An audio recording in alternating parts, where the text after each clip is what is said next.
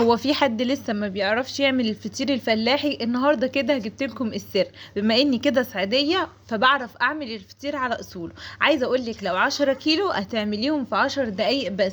لون وطعم وقرمشه وطراوه كل ده في الفطيره. عايزه اقول لكم الفطيره دي ساعة الصبحية كده بتبقى حاجة كده مختلفة تماما، جنب طبق جبنة قديمة وحبة كده من المش وطبق عسل كده، حاجة اللهم بارك تفتح النفس. يلا كده بينا اقولك على السر واقولك ازاي تبقي استاذة في الفطير يبقى معاكي مقرمش وكمان طري من جوه ولونه كده تحفة جدا. يلا بينا. النهارده كده جبتلك السر. اول حاجه كده انا هستخدم نص كيلو من الدقيق. نص كيلو من الدقيق ضفت عليه رشه كده حلوه من الملح ونص كوبايه من الميه وهبدا اعجن كويس جدا. اهم حاجه في الفطير انك تعجني كويس جدا جدا علشان الفطير يطلع معاكي طري ومورق من جوه. اللهم بارك، ريحه الفطير كانت جايبه اخر العماره. فضلت اعجن كده لمده ما تقلش عن 10 دقايق. انا كنت بضيف الميه تدريجيا علشان مش عايزه الفطيره تطرى معايا قوي وبعدين ارجع اضيف الدقيق. عايزه اقول لكم النص كيلو اخد معايا كوبايه وربع من الميه، وطبعا يعني مش مقياس، مفيش مقادير للفطير. حبه دقيق وحبه ميه وذره من الملح هتعملي احلى فطير. لما يبقى جوزك مزعلك وسلفتك كده غيظاكي اعملي فطير، طلعي كل طاقتك في العجين، لان الفطير من الاساس لازم يتعجن كويس جدا مده ما تقلش عن 10 دقايق. فضلت تعجن كده، عارفه لما تدي حد بالبوكس ادي الفطير بالبوكس كده وهيطلع معاكي زي الفل. عجنته كده لمده 10 دقايق، وطبعا لو عندك عجان الموضوع هيختلف وهيريحك كتير. نص كيلو الدقيق قسمته كده لقطعتين من العجين لان انا هعمل فطيرتين، واساسي علشان العجين قصدي الفطير يطلع معاكي مورق وطري ويتفرد معاكي بكل سهوله لازم كده تسيبي العجينه ترتاح تماما. انا سبتها لمده 15 دقيقه لحد كده مرتاحت معايا كويس جدا علشان لما ابدا افردها بكل سهوله. وطبعا لو ما سبتيش العجينه ترتاح معاكي لما تبدأي تفرديها هتلاقيها بتشد، تبقى مطاطة كده تفردي فيها وهي ترجع تاني، فبالتالي هتلاقي ان الفطير معاكي مش مورق مش طري من جوه، زي ما يقولوا كده معجن في بعضيه. انا هستخدم زبدة على سمنة، وطبعا لو ما عندكيش زبدة ممكن تستخدمي سمنة، لو ما عندكيش سمنة ممكن تستخدمي زبدة، لو ما عندكيش حاجة خالص استخدمي زيت. بس طبعا الزيت مش هيديكي نتيجة يعني 100%، هيديكي كده 50% 60% بالكتير، لان الزيت هينشف العجينة ومش هيخليها طرية معاكي. الزبدة بتخلي الفطير مورق جدا وطري، والسمنة كده بتديه طراوة. سبتها كده ترتاح لمدة 15 دقيقة، وبدأت كده ارش حبة دقيق على الرخامة وهبدأ ابططها واحط حبة من الزيت على سمنة وابدأ كده افردها بايدي من غير نشابة ولا اي حاجة، وهتتفرد معايا بكل سهولة. وكمان دي ما كانتش ارتاحت يعني اخدت وقتها في الراحة، كمان العجينة التانية او القطعة التانية كانت بتبصوا كانت بتمشي كده زي ما بيقولوا السكينة في الحلاوة، كنت اشدها كده اللهم بارك كانت بتتفرد معايا. وما تخافيش خالص لو اتقطعت معاكي، او مثلا حتى لو اتقطعت بالنص يعني ما تخافيش، لان احنا كده او كده هنعمل طبقات، فبالتالي القطع مش هيهمنا خالص.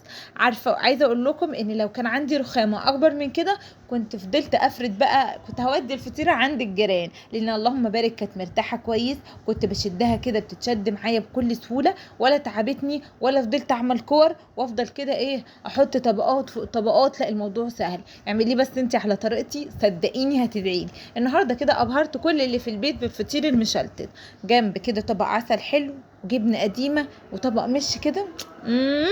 مش قادره اقول لكم قد ايه الاكله دي انا بعشقها، وخاصه من ايدين امي ربنا يخليها لي كده ويطول لي في عمرها.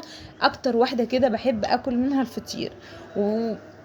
وانا في ناس كتير سالتني انت ما عملتيش ليه البسكوت معايا، لان البسكوت كده باكله من ايد خالتي ربنا يخليها لي يا رب ويحفظها لي كده وتبقى دايما في حياتي، هي اللي بتعمل لي البسكوت، عشان كده ما عملتوش معاكم. الناس اللي سالتني على البسكوت باذن الله هعمله لكم، بس مش هعمله لكم في العيد طبعا لان خالتي هي اللي بتعمله، فان شاء الله كده فيديو هحاول كده اعمل لكم البسكوت. وبعد كده ما فردت العجينه كويس جدا وشدتها كده وكانت معايا رقيقه جدا وسلسه، هبدا كده من كل طرف ابدا اطبق، واهم حاجه بين كل طبقه او طبقه هبدا اضيف الماده الدهنيه اللي انت عندك، زيت سمنه زبده زي ما انت عايزه، بس اهم حاجه ما تحطيش طبقه فوق طبقه من غير الزيت والسمنه. ليه كده؟ علشان لو حطيتي طبقتين فوق بعض هتلاقيهم عجنوا من جوه وما بقوش مورقين.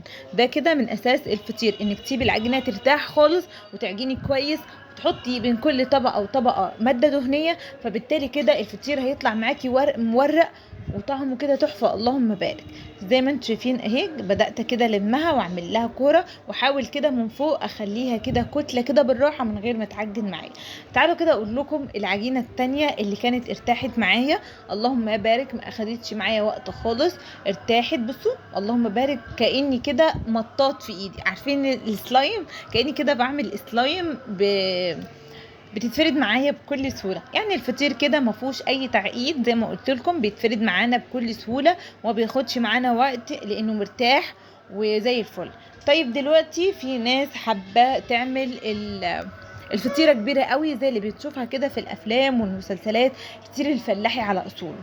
كبري العجينه ويبقى عندك مثلا رخامه كبيره، او مثلا هتعملي على السفره، او هتعملي على طبليه، او هتعملي على اي حاجه تبقى كبيره، واعملي نفس الخطوات اللي احنا بنعملها. هتلاقي ان العجينه سلسه معاكي، بتتفرد بكل سهوله، ما فيهاش اي تعقيد، سهلة جدا. وطبعا انا هنا كنت ولعت خلاص الفرن، لان الفطير او المعجنات لازم تدخل على نار سخنة. طبعا انت لو دخلتي الفطير على نار هادية هتلاقي ان الفطير ما قبش معاكي، ما تنفخش، عجن كده، هتلاقي ان بقت طبقات كده معجنة في بعض. فبالتالي كده لازم ندخله على نار سخنة جدا. انا طبعا البوتاجاز بتاعي ناره مش عاليه قوي الفرن، فكنت بسوي على الصاج، يعني اسيب الفطيره كده لحد ما تبدا تتنفخ معايا، واطلعها على الشبكه وانزل الصينيه التانية. زي ما قلت لكم كده الموضوع بسيط جدا وسهل وسلس وزي القمر. من احلى واحلى واحلى الفيديوهات اللي انا عملتها هو فيديو الفطير، لان انا كده واحده كده مدمنه الفطير والعسل، برغم ان انا مش عارفه الشهر ده الدايت ايه راح مع اللي راح. بدات كده احط سمنه، ونفس اللي عملته في الفطيره اللي فاتت هكرره وبدات كده اطبق كل طبقه وطبقه، وما بين كل طبقه بدات كده اضيف السمنه بتاعتي، وبدات كده اعمل كحكه كده صغننه كده، وهسيبها ترتاح علشان افردها معايا بكل سهوله. جبت الصينيه بتاعتي وضفت الماده الدهنيه، بس اهم حاجه تبقى شويه حلوين كده، ما تستخسريش خالص، الفطير ده بيحب السمنه. وهبدا كده ابططها، كل ما سبتيها ترتاح كل ما هتتبطط معاكي بكل سهوله، ما هتاخدش وقت في التبطيط ومش هترجع. لما العجينه ما بتبقاش مرتاحه كل ما تبططيها بترد معاكي تاني، علشان ما اخدتش وقت وارتاحت كويس جدا. يعني كده الناس اللي ما عندهاش فرن بلدي فلاحي، او فرن بالصاج، او فرن من الافران بتاعت زمان، فرن البوتاجاز المحندق ده اللي زي بتاعي، هيعمل لك احلى فطير. وكمان ممكن تفتحي مشروع من البيت وتبيعي بقى الفطير الفلاحي من البيت، هيبقى اللهم بارك بالسمنه البلدي والزبده، بيبقى حكايه. وطبعا ممكن تضيفي زيت على سمنه، اي حاجه عندك مش هتقولك لا. يعني كده حاجه بسيطه ما فيهاش اي تعقيد. هدخلهم الفرن، خدوا معايا بالظبط تلت ساعه وكانوا جاهزين. ربع ساعه ولعت الشوايه اخدوا معايا 5 دقايق، يبقى التسويه كلها على بعضيها اخدت معايا تلت ساعه، وكل الكميه كانت جاهزه معايا. عايزه اقول لكم كل ده العجن والتسويه وكل ده اخد معايا ساعه الا ربع. اللهم بارك، كان الفطير مظبوط معايا.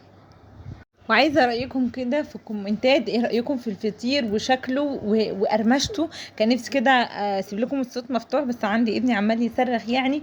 ولا القرمشه وطري، بص كل حاجه حلوه كده هتلاقوها في الفطير. يا رب كده فيديو النهارده يبقى عجبكم، وابقى ضيفه خفيفه على قلوبكم، وان شاء الله باذن الله هنكمل فيديوهاتنا ووصفاتنا. ويا ريت لو نفسك في حاجه في الكومنتات تكتبيها لي، وانا باذن الله هرد عليها. ولو في حاجه كده فاتت عليا فيا ريت تكتبي لي في الكومنتات باذن الله. اترككم في رعايه الله.